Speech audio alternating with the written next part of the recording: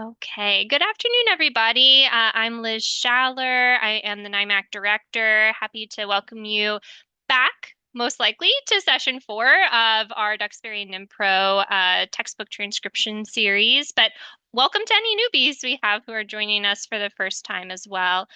We do have a poll question at the top just to find out who is in the room with us this afternoon. So if you could take a moment to complete that, which option best describes your role? Are you a NIMAC authorized user or state coordinator?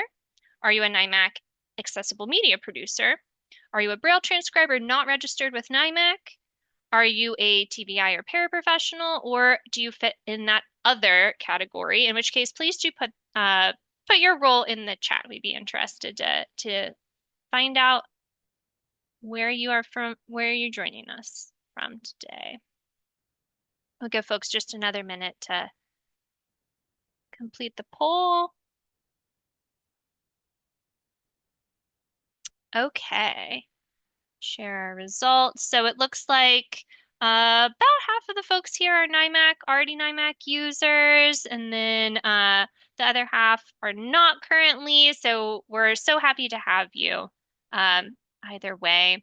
Like I said, this is session 4 of our series. In our previous sessions, we've talked about how to access files from the NIMAC, how to set up your transcription project, and how to work with your front matter. And then today in session 4, we're going to talk about your rear matter of your book, things like your glossary, index, etc. Then we have, just as a reminder, session 5 next week is going to be a deep dive in math. Stacy Fontenot's background is as a Nemeth transcriber, so she has lots of great information to share about transcribing math. And then in session 6, it's going to be kind of a combo. We will provide an overview of the eBraille file format and kind of some timelines and updates on that rollout, as well as an overarching series Q&A where we're going to cover some questions that we've received throughout that we haven't had time to fit into one of the previous sessions. So, and please, we do also welcome you to bring your own questions to that last session as well. And just to note, that session will be on Wednesday, July 1st, rather than a Thursday. So to recap what we talked about last week, we used NimPro to make large-scale changes to the entire body matter, as well as to make some refined changes to Chapter 1. Then we learned about DBT codes and styles. We inserted files in DBT to build a Braille volume. And then we also learned about customizing for special Braille formats in DBT. In today's session, we're going to learn how to make changes in your rear matter using NimPro, including we're going to learn how to format glossaries and indexes. We're going to learn how to apply foreign language styles, and then also to learn about transposed material and how to best account for their location and Braille page sizes in a transcription project. Your learning objectives for today are to learn how to use NimPro to make changes in the rear matter, learn strategies on how to format glossaries with foreign language, and then to learn about transposed material and how best to account for their location and Braille page sizes. And I will note, we're going to go through our slides at the top, and then we're going to switch gears, and Stacy's going to do a demo where she's going to show you how to do all of the things that we talk about in the slides. So the slide portion will go pretty quick because I know Stacy said before that the demo today, there's a lot to cover. So we're going to have a big demo portion today. On the screen here are the resources that Stacy references or resources that'll be useful to you as you're doing your transcription work. And Alexa put those links in the chat. So to kick off our discussion around rear matter, we are interested in hearing from you about your experience with transcribing an index. Have you ever had to type an index? And now you know NIMAS files are the greatest invention since sliced bread? Yes, it was so time consuming. No, I've only worked with an index from NIMAS. No, I've never had to type an index for any project, and unsure. Take a moment to complete this rather loaded poll question. It was from Stacy's brain, which makes me think Stacy has had some experience typing an index. Yes, I had an OCR that did not come through well at all, and I even bought Mm. better OCR software, and it just was so bad. It was just Oh easier to no. start typing it. It was so sad. All right. Let's see what folks said. So I'm about a not the third only said one. it's so time consuming. And then some other folks have never actually worked with an index before. So I think this information will be super useful today. Wonderful. Great. All right. Take it away. Awesome. So welcome everybody. I'm Stacy Fontenot. So we're going to go through our slides and then our demo. So let's start getting into it. Rear matter. So rear matter is just all those weird oddball things that just happen after the end of our body text. They can be alphabetical references like our glossaries and index, our appendices. It can also include sections that need to be transposed. Those are things that need to be moved from the back of the book to be in the volume in which they appear. So you end up having to divide it up. You end up having to do all the extended continuing Braille page numbers with them as well. This can be an answer section, additional problems, extra practice, end notes. And you'll also see other types of rear matter, things like a table of signs, a table of tangents. You'll see, useful formulas. So those are some things you'll encounter when we're talking rear matter. My preference and what I recommend is to export all these rear matter sections individually. When you get into NimPro, do what you need to do in NimPro and then export that one out. Appendix A, own file. Appendix B, own file. Glossary, own file.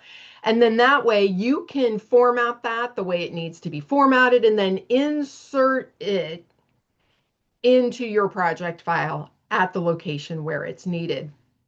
When we're talking about the transposed matter, all of chapter three's answer section can be exported from NimPro.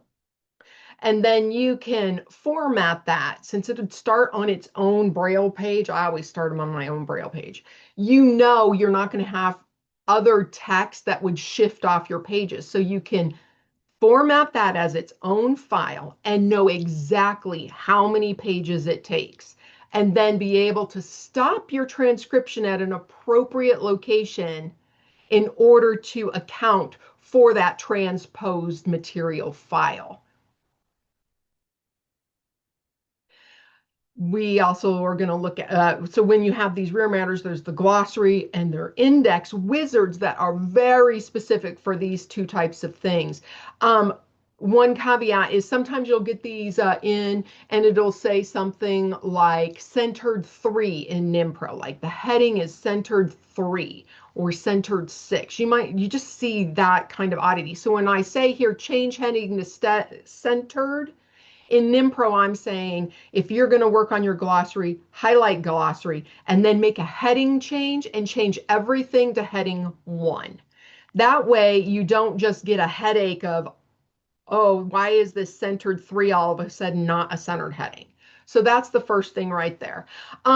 When you're looking at these, you want to clean up unneeded type forms. So there's some references to Braille formats for your alphabetical references, for a multi-level thesaurus or your indices.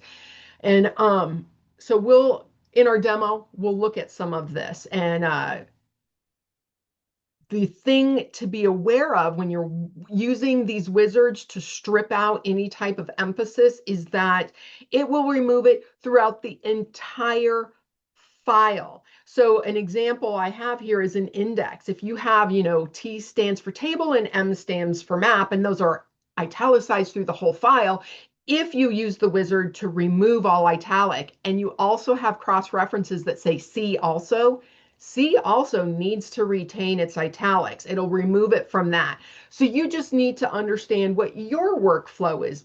Do you want to go back after and make italics around all those cross references and possibly anything else that was italicized that needs to be? Or do you want to remove the italics while you're working in DBT? So it's that balance. Do I remove it in NimPro or do I remove it in Word or Duxbury, wherever I'm choosing to work in?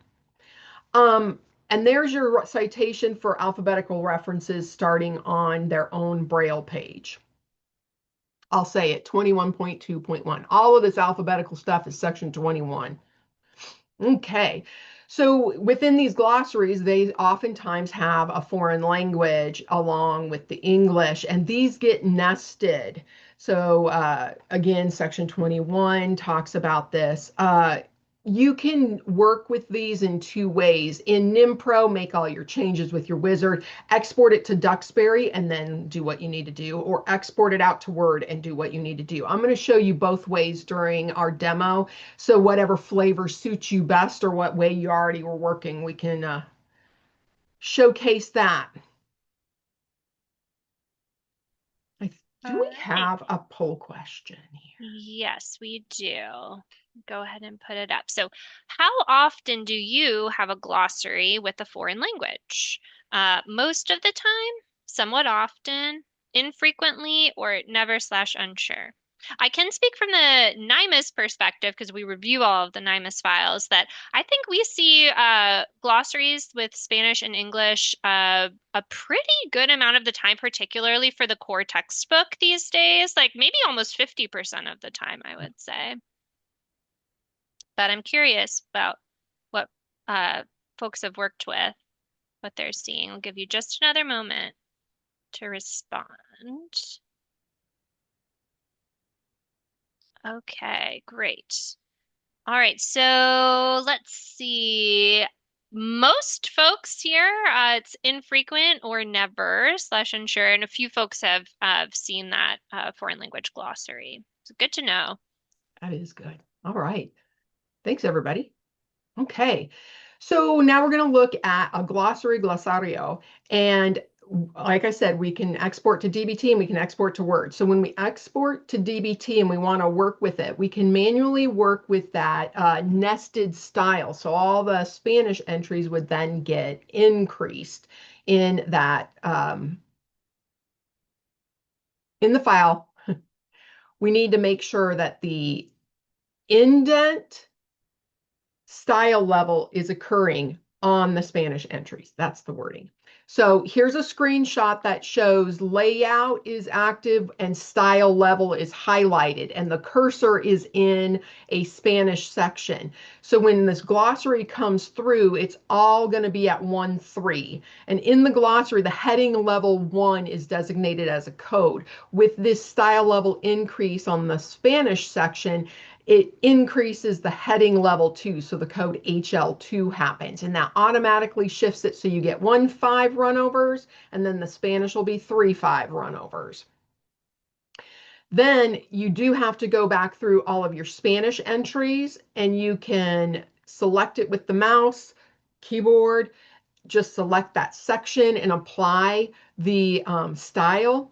I will show you another shortcut using find and replace and some hidden style secrets and codes. Let's move along so we can have time in the demo. Okay, now we move over if we are going to work with that in Word. What we can do is we can actually do some find and replace and capitalize on that information of glossary, glossary 1, glossary 2 are the styles that you would be applying for these. Those are paragraph styles, so they influence the formatting. Spanish is a character style and can be nested within other character styles or can also be applied to a paragraph style. So in Word, a paragraph style goes to Duxbury, and those styles end up with the period at the end of them. So when we see B hyphen body text period, that means that entire chunk of text is body text. Same thing with these glossary, glossary 1, glossary 2. It's going to apply it to a chunk of text because that influences the formatting, the margin, the runover.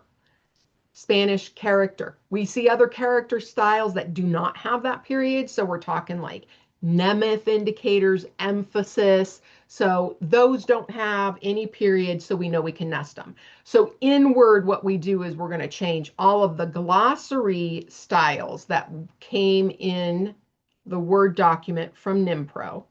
We would change that to glossary 1. And then we can go ahead and use the accented letters to kind of search and find, and then change wherever those occur to glossary 2. And then that way it'll nest it. And then we can go back through and change every instance of glossary 2 to Spanish, and those will stack. So because it'll have the paragraph style glossary 2 and the style Spanish. We're going to demo it, but there's a bigger explanation as we go in. So here's just some screenshots of what you might experience in NimPro. So here we have a glossary glossaria where we have a centered heading, and then we have the letter A, which is designated now centered. This has been run after the wizard. So we can see glossary term and glossary definition. So glossaries get a unique little chef's kiss difference than other lists we see in the XML NIMAS files. They actually have different kinds of markup, which is so helpful for guide words.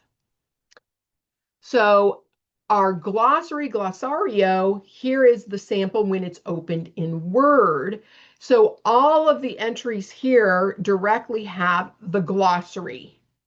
So we would manipulate this by finding style glossary and changing it to style, the style to glossary 1.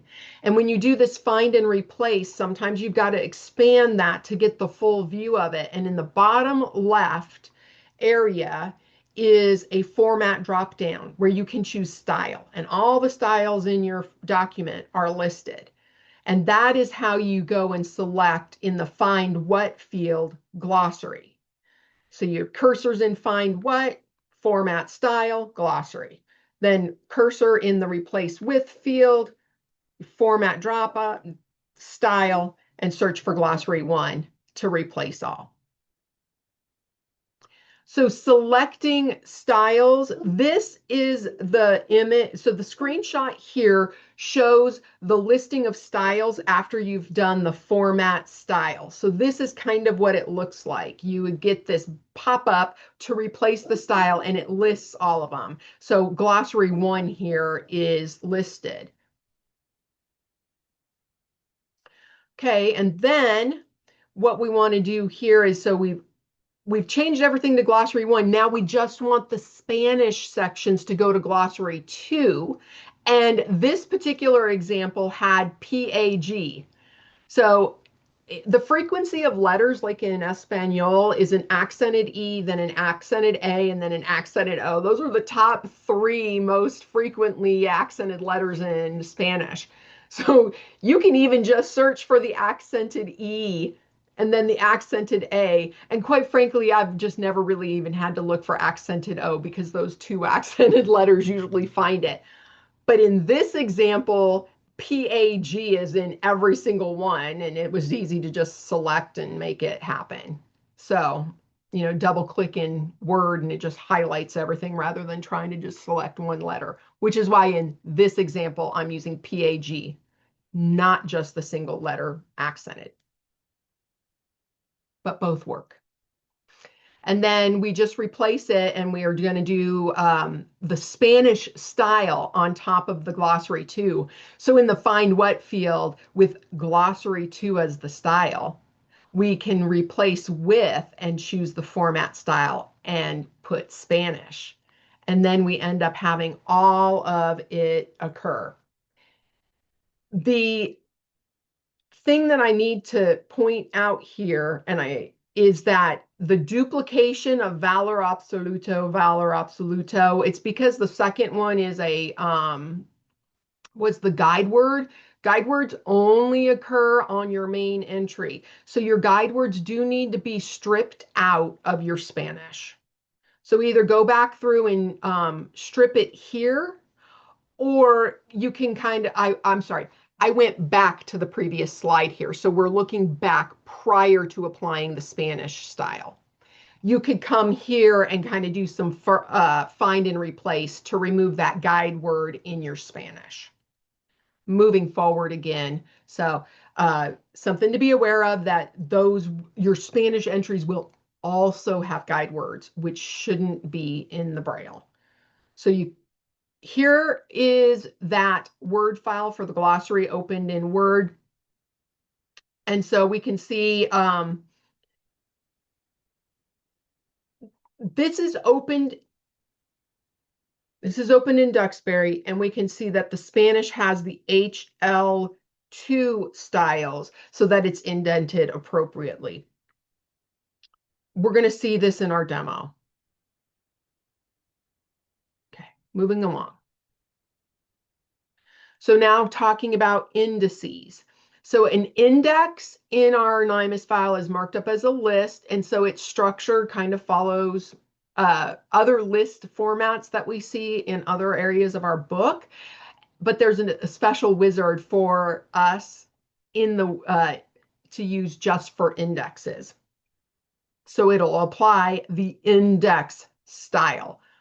So in NimPro with the index selected, this particular index has italicized single letters, F representing entries that are found in figures and T in tables. So in the index wizard, okay, I got to pause. This example is showing that the heading wizard has been used. I have changed all the headings in the index to heading 1. That way, when we use the index wizard and change heading styles to centered, we actually get that top level centered. Sometimes it'll be like heading 6 and then it doesn't actually center properly. And this is another instance where you choose about your attributes. I'm going to show you how to just use this wizard and then export it out. And then I export indices straight to Duxbury. I don't do an in-between in Word. I'll just proofread them straight off. But I'll show you a quick and easy way in Duxbury to select those italicized single letters. All right, we have a poll question before we jump into transposed material. Yeah, and let's pause here and just see if anyone has any questions. Great. Because like I said, there's a lot that Stacy covered, but we are going to have a lengthy demo today where she's going to show you all of those things. So don't be too intimidated. She is going to demonstrate everything. But if you do have any questions, this is a great point to go ahead and ask. You're welcome to unmute or put your question in the chat either way. Speaking, I have a question that's kind of related but not.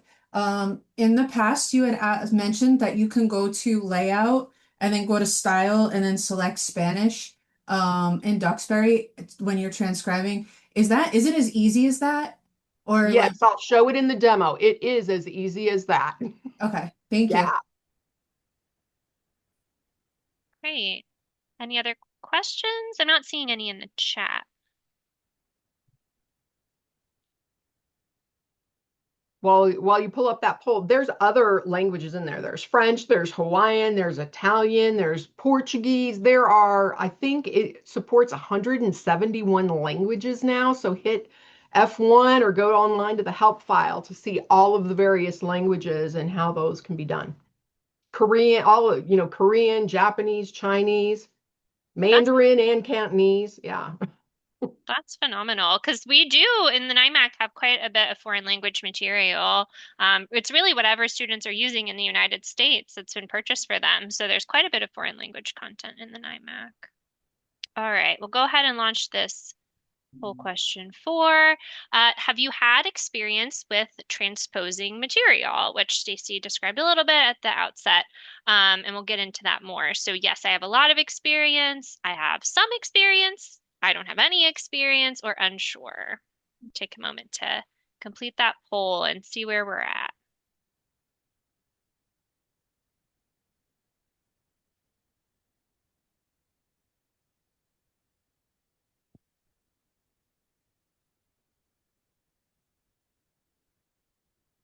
All right, go ahead and end the poll, share results.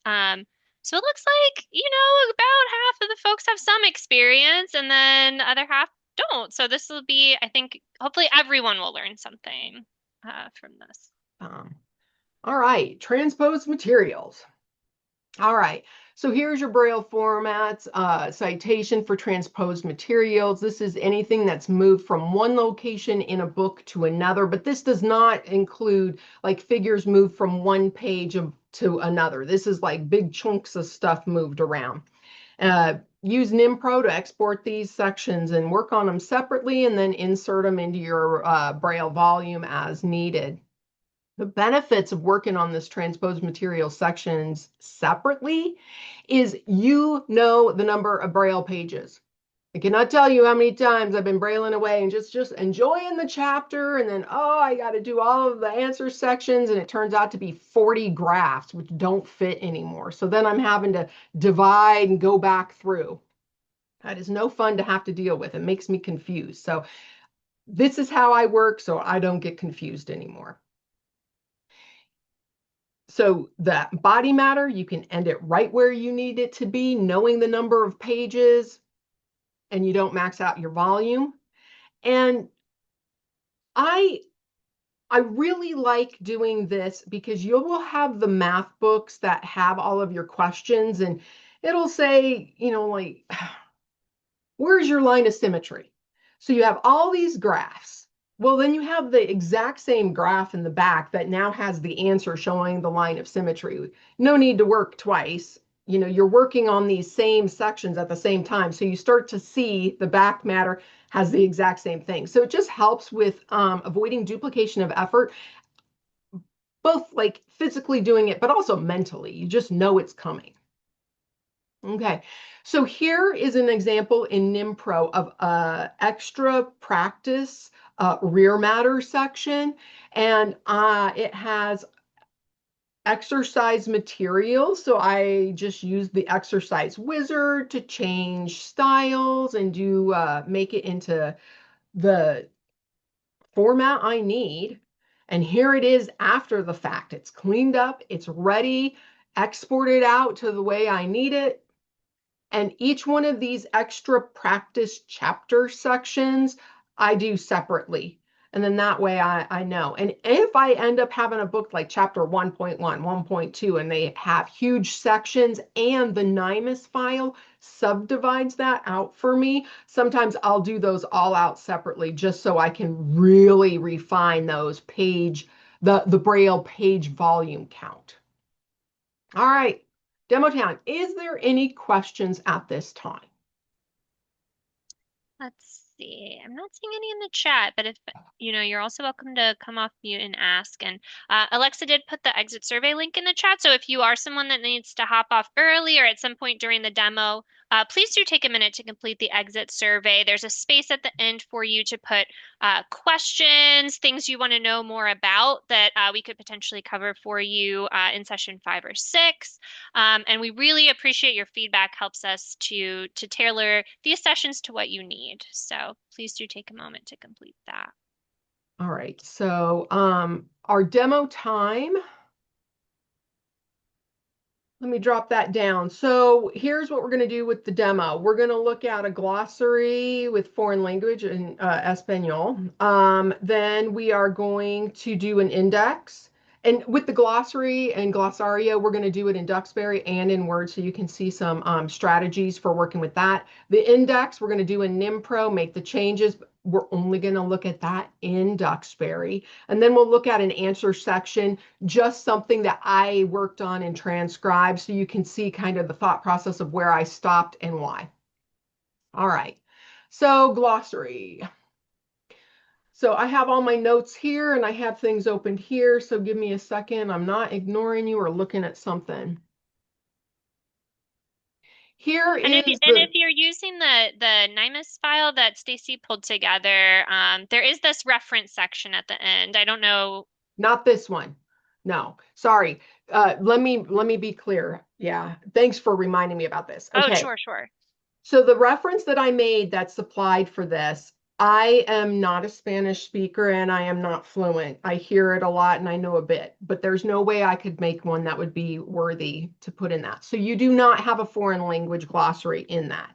What you have in there is some rear matter that we will also look at during our demo time, the reference section in the back. So what I'm going to do in demo, this glossario is from one book. And then the index is going to be from a second book. Both of those are NIMAS files that I got from the NIMAC that I worked on. Why two? Because you just can't find examples all in one book that makes it, super nice. So this glossary is coming from one book. When we get to the part where it's an interactive, where you can work with it on the file provided to you, I will definitely let you know, and I'll highlight that a little bit more. Thanks, Liz. I'm glad you mentioned that. Okay. So this glossario, what we're going to do first is we're going to change all of our headings in here to heading 1 so that when we do use the glossary wizard, things are applied correctly. So I just did the heading wizard, everything's heading 1, and then glossary term, glossary definition. Now I'm going to do the edit index wizard. And I have just the glossario selected. Stacy? Am I saying it wrong? No, not that. But I'm wondering if we're supposed to be looking at a different screen because we still have the PowerPoint. Whoa, okay. Yeah, you're not. Let me reload. Okay. Thanks. Thank you for telling me that. Let me Yeah, you're welcome. find out what Yes. happened here. Okay, demo examples. I'm going to reload this file then. Yeah, you may just need to share a different window because you may Yeah. have just shared the PowerPoint, is what I'm thinking. Oh, yeah. Okay. You know what? Let me stop the share and let me Yeah. reshare. Sorry, Yeah, I think guys. that'll do it.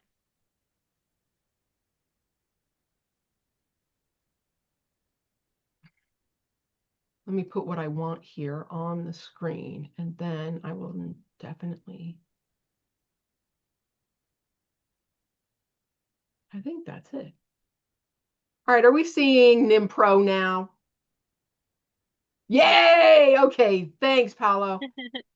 Okay, now, rear matter, resources, select the glossary. Now, heading wizard, change everything to 1. Now, when I use my index wizard, I can change the heading styles to centered, and they actually will be centered. They won't have some kind of weird nesting. What did I do? Dadgummit. I chose the index wizard. Sorry, guys. Glossary wizard. Heading styles to centered. Now, in this one, you can see we have some single variables because this came from a math book. So it says the distance from a number, italics n. This is an example where you make a choice. Do you want NimPro to strip it, or do you want to do it by hand? For intents and purposes here, let's strip it. So remove italic attribute, okay. And then let's export this selected section. And I'm going to name it with my same glossary for my NIMAS file.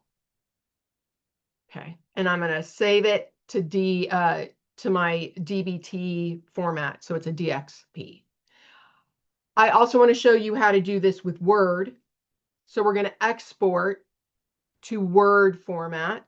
And I'm going to name it the same thing just so we don't have to hunt and peck for it. And output it to the appropriate template that you have. All right, let me get my notes back over here. I have a nice selection of notes. All right. I'm going to minimize NimPro there.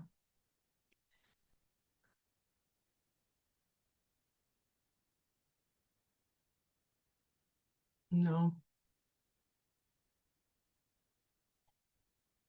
Sorry.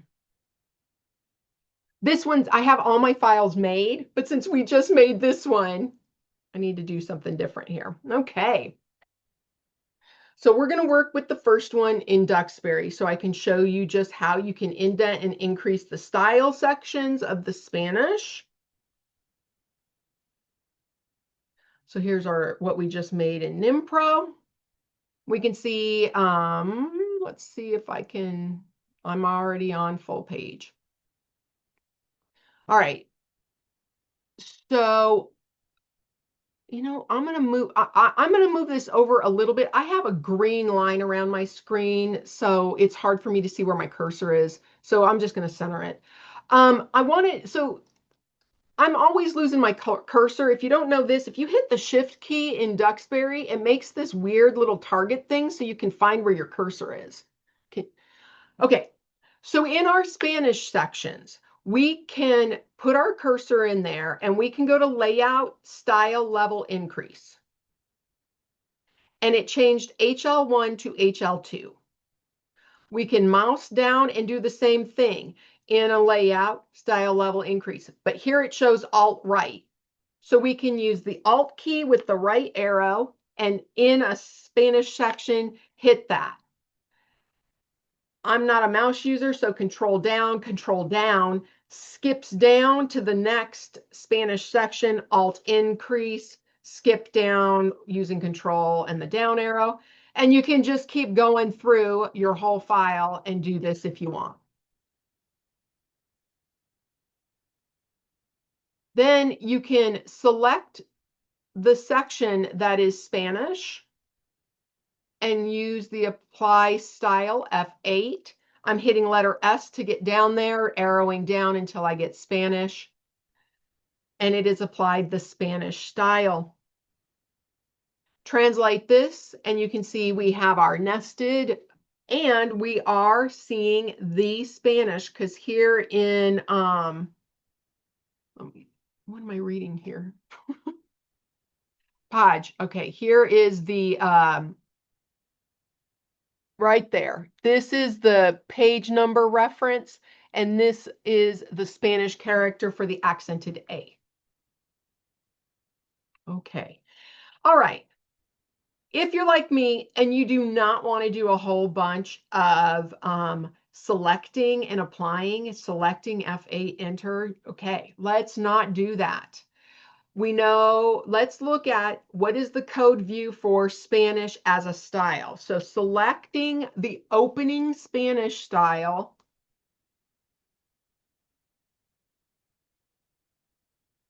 and hitting the control open bracket or F9, we can see the code and parameters.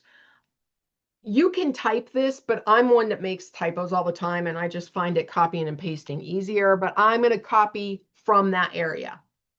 And what I'm going to do is I'm going to do a find and replace to insert the opening Spanish style at every instance of the HL2 that I just went through and added in this file. Okay, so I have HL1. Oh, I got to hit F9 to get my code. So HL2, actually, that is where the beginning of Spanish is. So please find HL2 and please replace it with HL2. I don't want to overwrite or get rid of that. And I'm going to hit F9 again, and I'm going to paste in the opening style code for Spanish. And I'm going to hit OK, and I'm going to hit all. Okay? You want to go back to the beginning. Okay. So now we can see that each time that I had entered this HL2, we have an opening Spanish style, but we don't have the closing. So let's add the closing, and this will be the quick and easy way of applying our Spanish to those entries.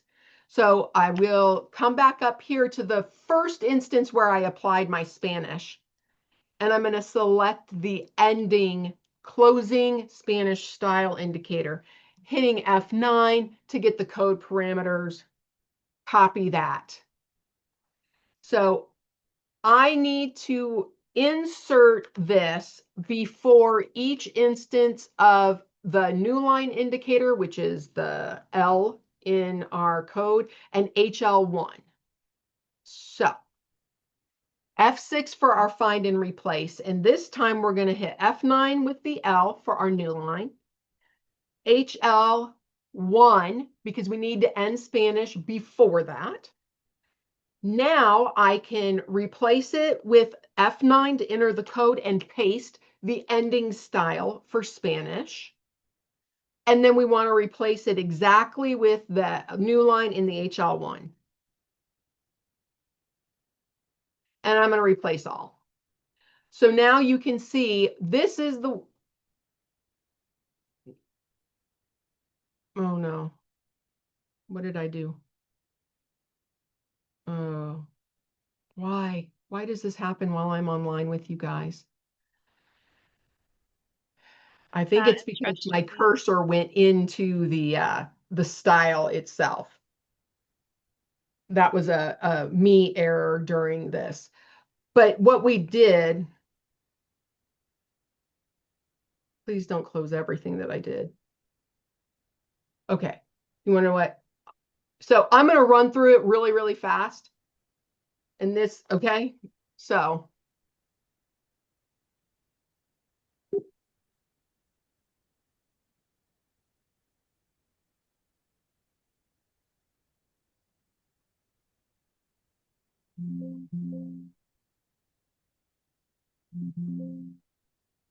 oh, it's because I didn't do all the increases, darn it.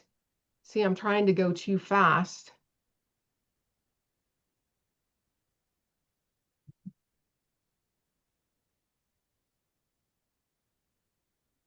Okay, that's good enough.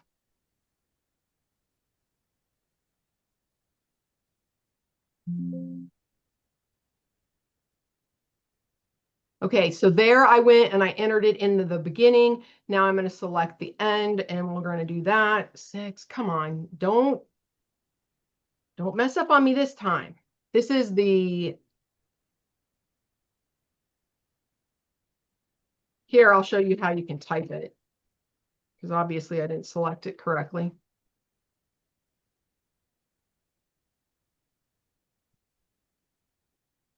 Okay, so now we can see this is the section where we actually entered it. And it double did it because I said to go back to the top. I can just delete that extra closing one. Here is where it did and entered it based on my search and replace. Okay. That is so makes things so much quicker because these glossaries are really long. I mean, a lot of the ones we see in the NIMAS files are very long. Yeah. Let's say that let's just say underneath one of these, you had math, right? And it's displayed. How can you get it into the correct displayed margins according to Nemeth? Well, Control M is what, this is a secret one. Control M breaks up and makes a new instance of your style. So you can hit Control M, and now you have the glossary for what text is above, and then the glossary just redoes. And you can delete this glossary area, the glossary style on your map, and you can make it the appropriate displayed for what material it is. And in Nemeth, that'd be 7/9. And that's what it would look like, is at least it would be indented to the appropriate thing. So that Control M can help you break out of that existing, and it doesn't damage the existing format in all of those other glossary entries. So the last thing I want to show, oh, dang it. This is, we're looking here, this is the Braille, we're looking at it in the ASCII view, but here we are back in the Braille view. Just pay attention to your line 25 guide words if something needs to be abbreviated in order to make everything fit. Okay, any questions at this time? I'm not Okay. seeing any in the chat. All right, so we also exported the glossary out to Word. Can everybody see Word? Yes. Okay, I'm going to put this view into draft. All right. So first things first, sometimes when you get these files out of NimPro, you've got a space that's in your ref page number. So let's showcase how we find and search for styles in Word. Control H brings up our find and replace. I'm going to expand this more down so I see this format in the bottom left area that's in a section called replace. I don't like how they've named some of this stuff. But in the find what, it's a space and Alt O and then holding Alt for the S. That's how you can do it with your keyboard shortcut to get style. And the style here in the left, we can see is ref page number. So I'm going to put the letter R and get down to ref page number. So find a space in ref page number and just replace it with not, just get rid of it. And so there we go. I did not put anything in the replace with, and now we no longer have a space in any of our ref page numbers. Okay. Glossary, glossario, we didn't make it an H1 in NimPro, so Control-Alt-1 is the keyboard shortcut in Word for heading 1. We have our centered heading, fabulous. Okay. First thing, we want to change all these glossary in to glossary 1. Same thing, we're going to come in here, but we're not going to, we don't want a space, we don't want anything in the find what.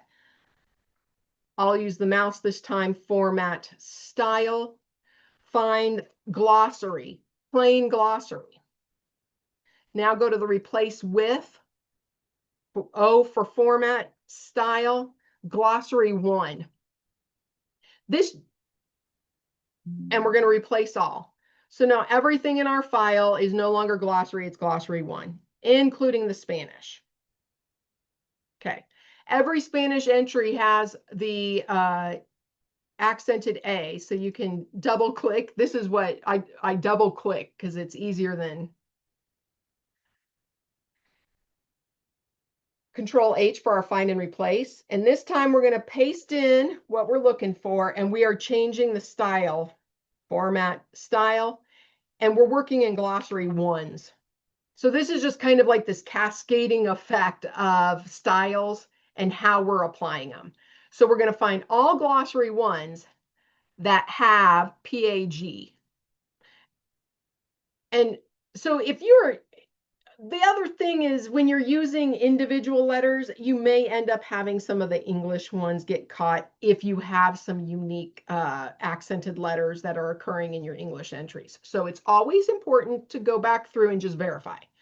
But with replace with, for this Spanish style is style glossary 2.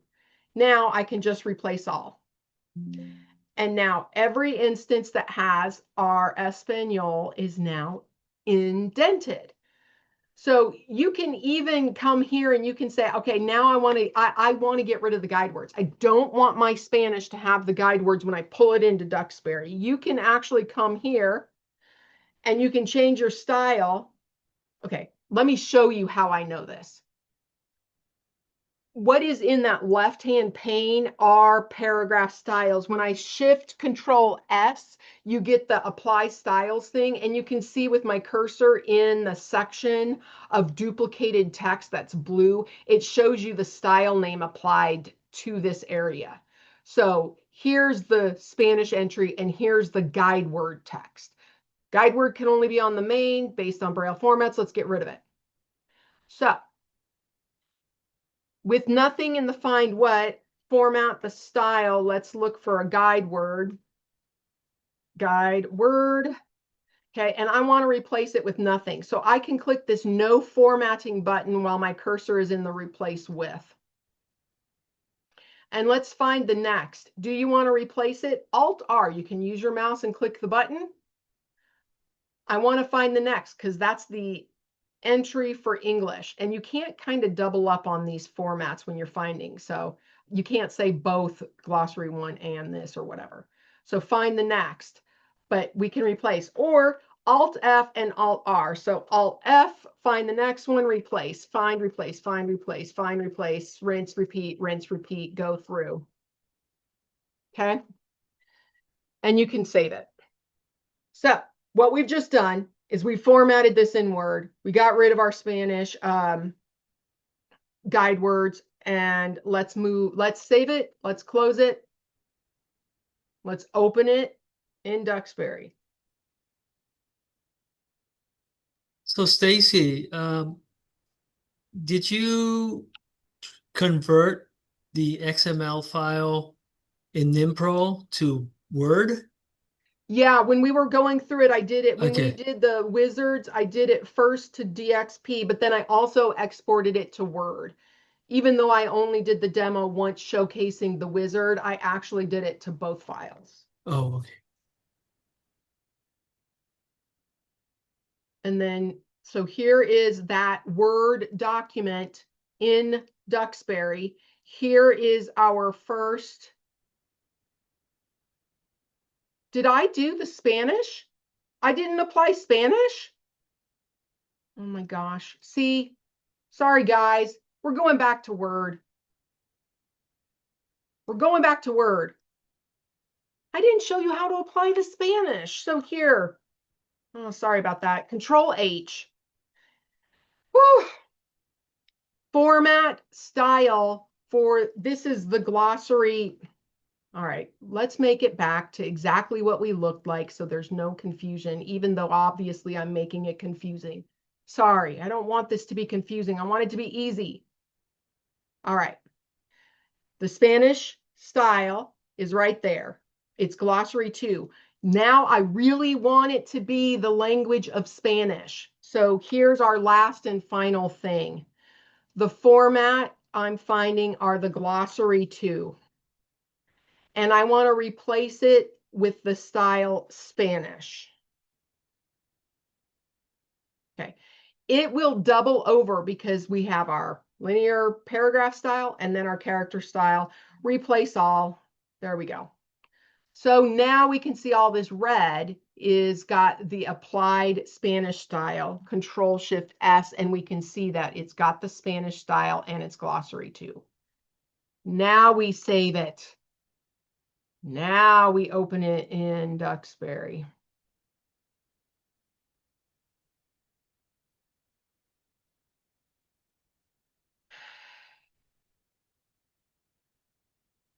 And we can see HL with our Spanish is occurring on each thing where it needs to be occurring.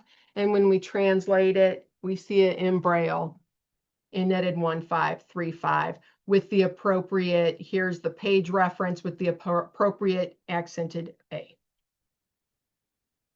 Sorry for my little flub up there, guys, but are there any questions about a foreign language glossary before we get into an index? Julie in the chat says, don't worry about making mistakes. It shows us that we can make mistakes too, and it's not the end of the world, which I think is a very important part of the demo, for sure. Great. I'm so glad. My biggest concern is that you guys get confused. I don't want you to be confused. I want you to be happy. Okay, let's look at an index. This index has italic single letters F and T. I'm just going to use the wizard. We already have everything at heading 1 here. Fantastic. Index wizard. I want to change heading styles to centered, and I want to change list styles to index. I am going to leave all italic and all bold as is. This index has some cross references. See also. I don't want to go back and have to italicize that. I'm just going to get rid of the single letter italics. Okay. This index, I'm going to, in NimPro, hit H and change it to the heading one rather than the centered, so we get the required blank lines as necessary for that. And I am going to export my selection.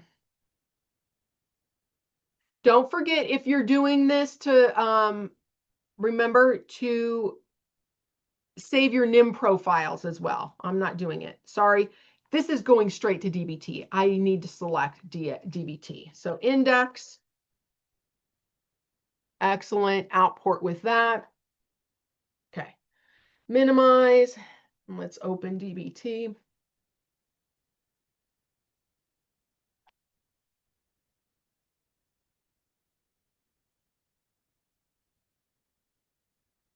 There's our DXP we just exported. All right, note.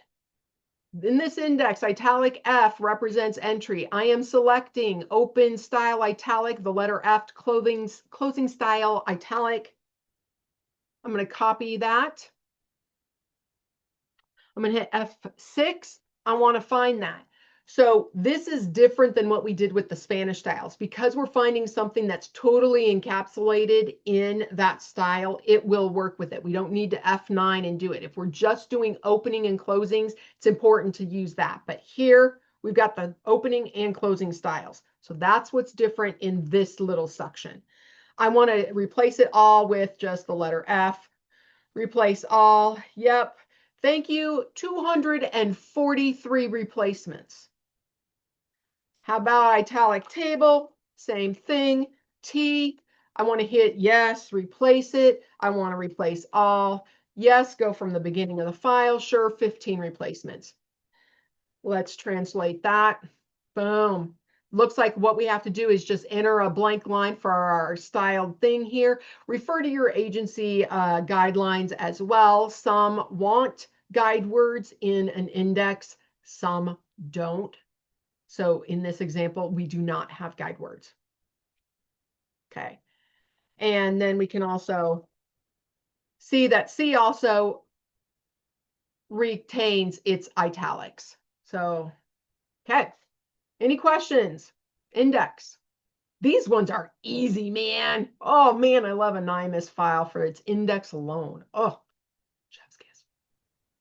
All right, let's look at an answer section. This doesn't have a NimPro component. What this just has is I transcribed these.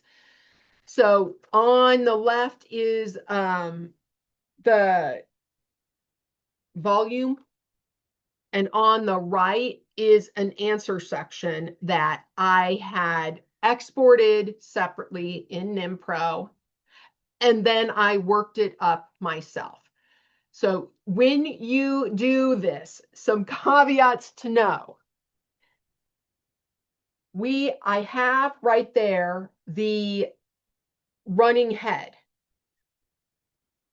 But that running head does not come in from your NimPro file. You have to add it in. Well, when you're working in your volume, you already have that built in with your preliminary matter.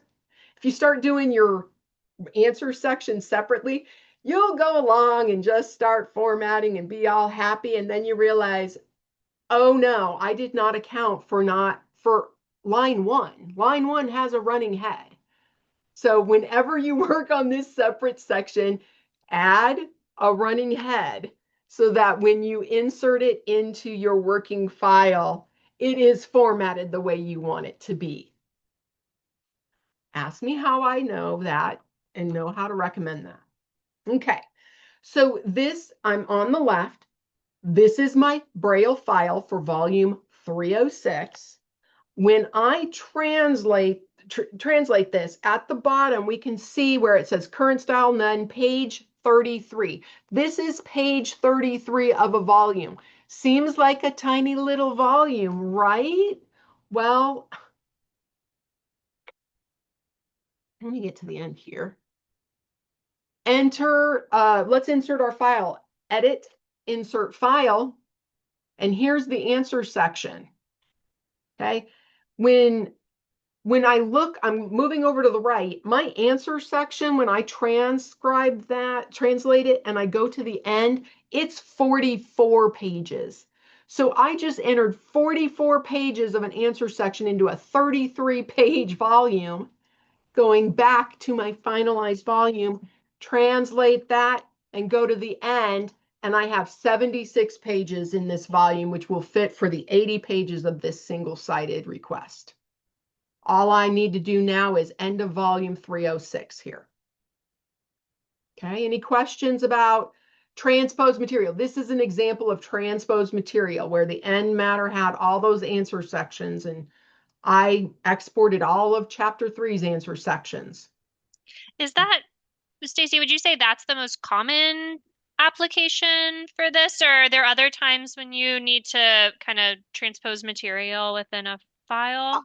I transpose material often. The ones that I do are, I have my table of contents as a completely separate file, and per volume on the contents, I will insert that contents. Okay. So I'm trying to, okay. I will also do it if there's numerous sections of things that have lots of graphics, because it just helps me keep count. That makes sense. Yeah, so this right here is an actual working file for me. I have it at So I label all of mine V for volume and the number, and all of my 0 numbers start with 0. So I never do volume 1. I always do volume 01, 01, because when I look at the name, it puts it in line. So you can see volume 01, it starts there. So going back to VOO, this just makes it so my table of contents is all by itself. And this is an actual working document for me right now. This is a table of contents that I will come and I will delete sections, or I will just copy out of and incorporate. But typically what I'll do is I'll come in and I'll have all of chapter 14, and I will make chapter 14 its own chapter 14 TOC. And while I'm working on those, I insert the updated table of contents. And notes are another big one. If you have those, you know, Yeah. because those can run on and on. And man, having that separately formatted is just beautiful, because you can kind of just get in the zone of that. Okay. Now, I'm going to move this aside. It's 2 o'clock. I want to move quickly because I wanted to talk about what we can do when we're looking at the provided file. So this is the textbook exemplar that is available. Page 34 starts a reference section. On the left side of the screen is NimPro of this XML file. So even though this file is not actually a true NIMAS file, the XML is workable in NimPro. So we can look and expand our rear matter reference section, and we can look, okay, where to learn more? Scroll down in our PDF. Where do we learn more? This is kind of like a bibliography. Okay, well, we can, you know, change our headings to whatever. We can use the heading wizard. And then it's already in list format. Here again, we want all heading that to go down. Okay, we'll make our heading changes. We can move to the next session where we have a glossary of abbreviations. Here again, our heading wizard, we're in a glossary. Let's just get everything down to heading 1 so that all of the centered headings that we use in our glossary wizard will change appropriately and be centered. It looks like every glossary term is bold. We don't want that. That's not appropriate. Let's strip it. There we go. So our glossary of abbreviations has been done in the NIMAS file. And then we have an index. Pretty simple index. Edit with our index wizard, where you can change the list style to index.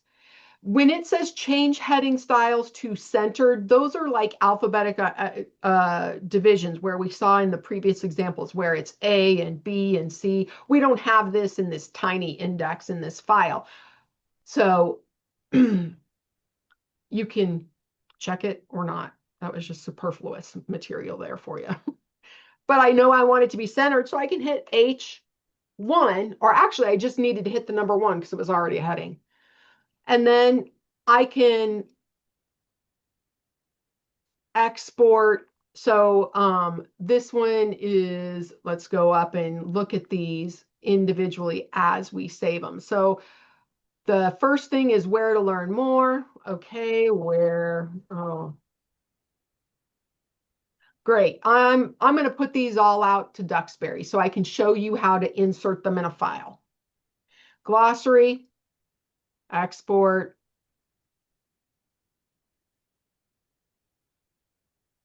And then we have our index. We'll select index and we will export that out to Duxbury. Okay. So let me shrink all that down. So last time we were working on this front matter file. Again, I'm going to shrink this just a little bit so I can see where my cursor's lying. All right. So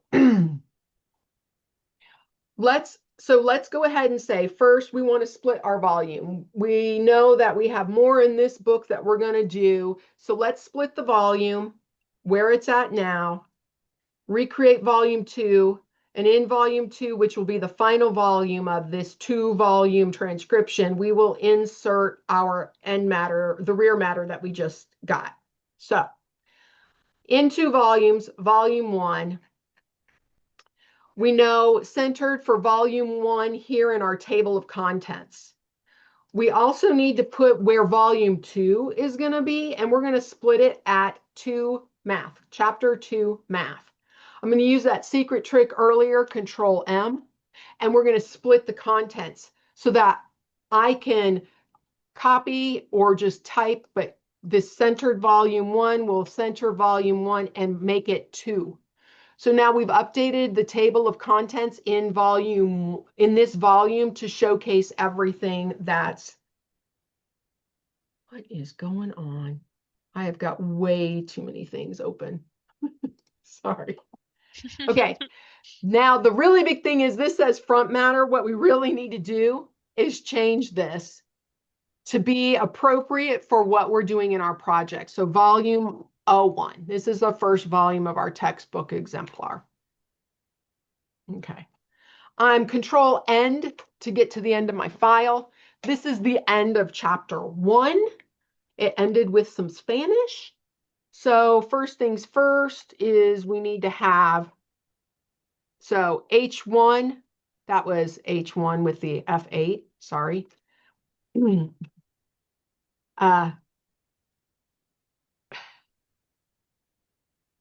Sorry. CNS for transcriber note start, that was F9 to enter this code. F9 for TNE to transcriber note end. And then I just backspace my cursor for end of volume 1. Then you can go back through and do whatever is needed. Okay.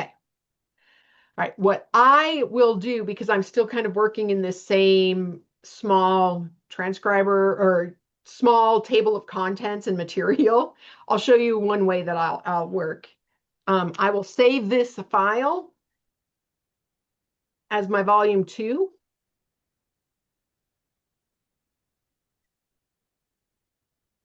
And I'm going to delete all that. I'm going to hold Control Shift Home.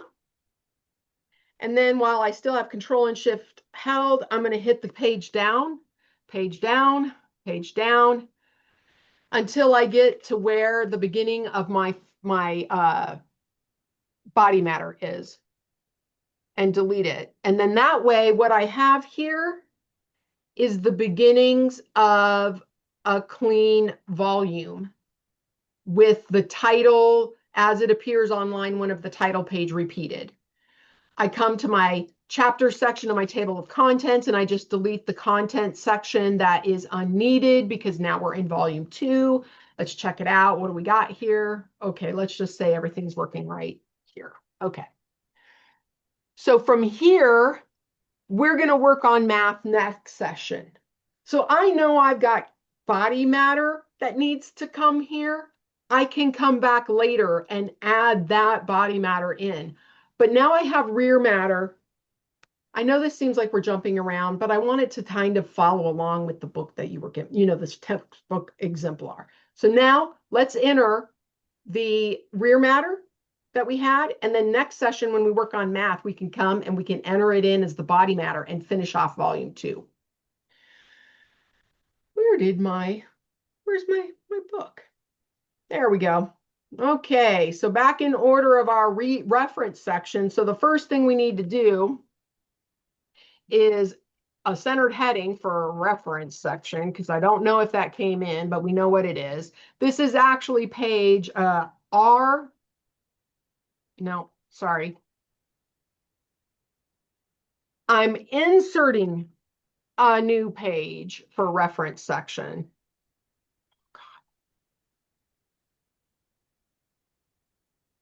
Ref page number, sorry, R1. Okay, and this is going to be a new page. Okay, fabulous. So I can just insert these files and futz with them directly in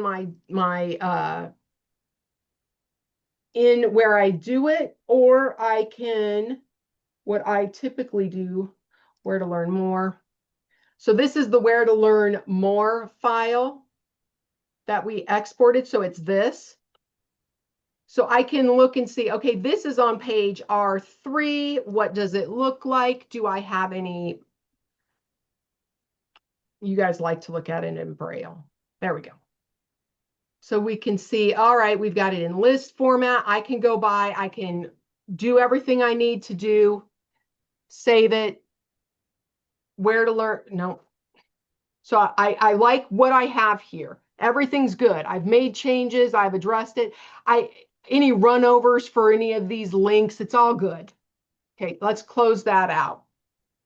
Now I can come in to my working Braille file. This is my project file. And at the very end, I hit a return key so that my insertion kind of flows correctly. I don't know why it doesn't work well just after a closing style. So edit to insert file. And I want to insert my demo examples, where to learn more. And there it comes in. So now I know, okay, first things first, R1 had reference section, a blank page, and then R3 had our first thing. So we first need to do R3. And this LEC code, we can use F5 to find it, to set a reference page number. So when you have a span of pages, if you don't want it to say A, R1 to R3, you need the LEC code to just put R3 because that's actually where the text is. So there we go. So this is our working volume. And it has inserted the reference section for where to learn more. And it's flowing just fine. So this, we have it all ready when we come back next time to this section to enter body matter. Reference section is setting up. So glossary of abbreviations, you can do the same thing. Just enter your file, glossary, and it already has your page numbers and is ready to go. Now, we're doing it this way with this textbook exemplar because we know it's a tiny book. We know it's not going to be some huge thing. But when you are working in your Braille volumes, this insertion of end matter really should occur at the end of your body matter, where you know where your page count is. So, the last thing would just be to insert. So while I insert this, are there any questions? I'm going to insert the index.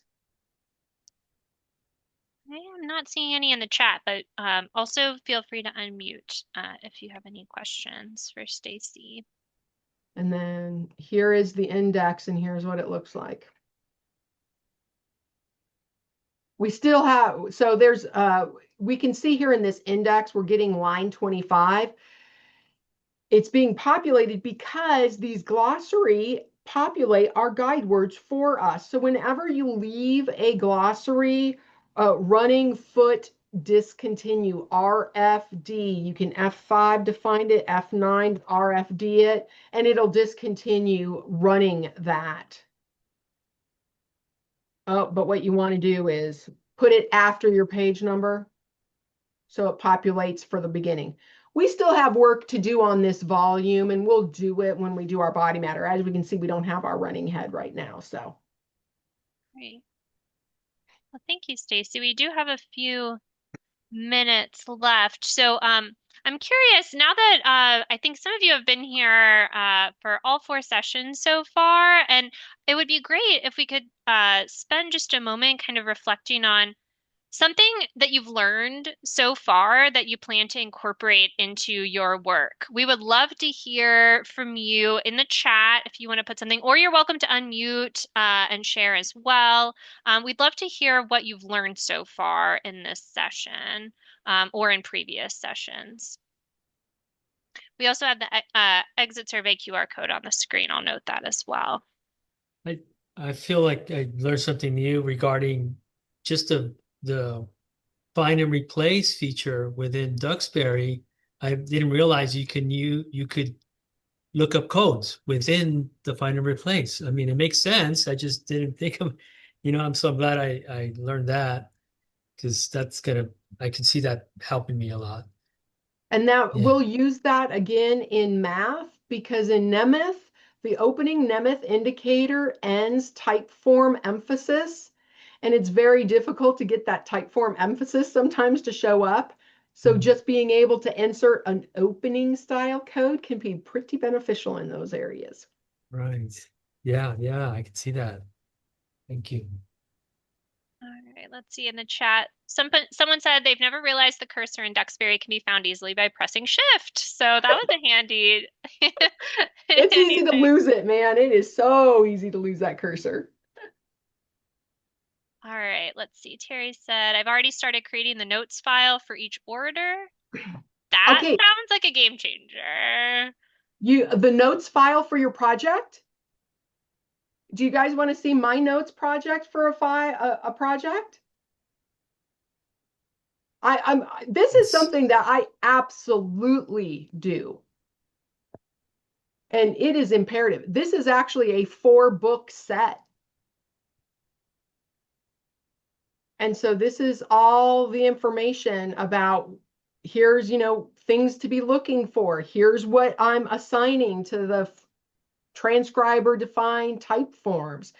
There are number line symbols I'm going to need to incorporate and include.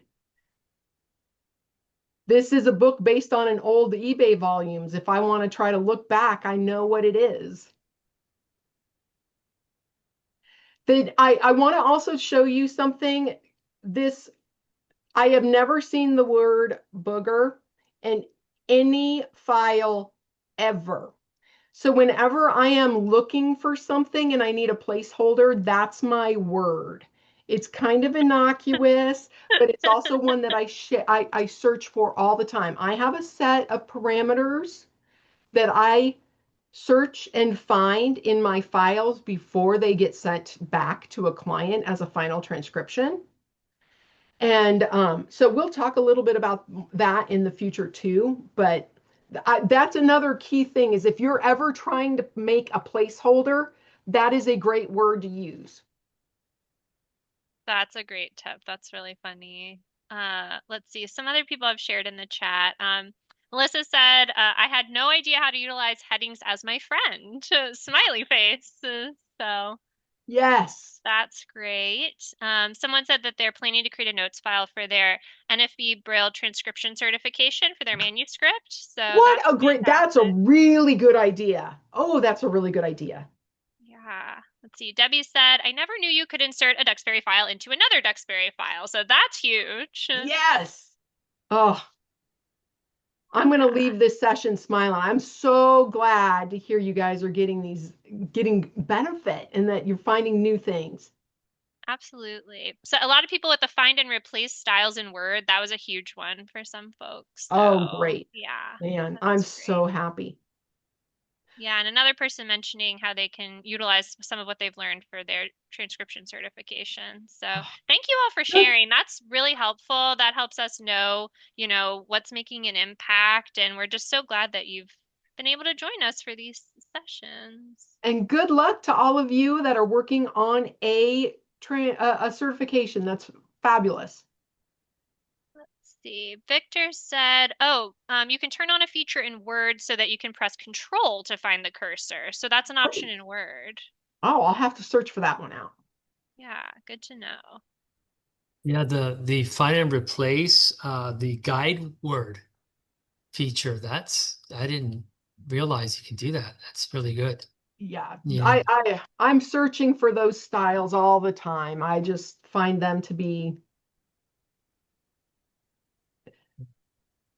they contain so much information in the smallness of them, right? We see that in Duxbury when we use a style. Same thing in Word. When you can start manipulating those and making them what you need them to be, oh my gosh, there is power right there. The biggest thing for me as a transcriber is I get paid by the page.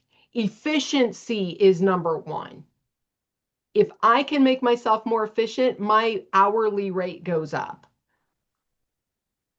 Yeah, that makes sense. And I know we have some folks here who are teachers, and obviously they're just trying to get a million things done every Yes, day. So I just need efficiency to is get it super out the important. door. Yeah, exactly. Yeah. I worked for 5 years in a district. And so I definitely understand trying to get it out the door and you need it to be done. Yeah, absolutely. I tapped into the chat. So thanks a lot. Thank you everyone for joining us. Yeah, And thank you so thank you to much. those that are not able to be here now, but are tuning in later. Yeah, definitely, definitely. I know we have some folks we've already heard from so far who work in prison braille programs, so we'll be able to send them the recordings because they're not always able to join us live, so they'll be able to receive the recordings, which will be Wonderful. good. That's great. Yeah. All right. Well, like I mentioned, the exit survey QR code is on the screen. If you could take a moment to complete that, and there's that space at the end to put any questions you might have, things you'd love if Stacy could maybe incorporate into our Q&A session 6. That would be much appreciated. Thank you so much for being here this afternoon. I will go ahead and stop our recording.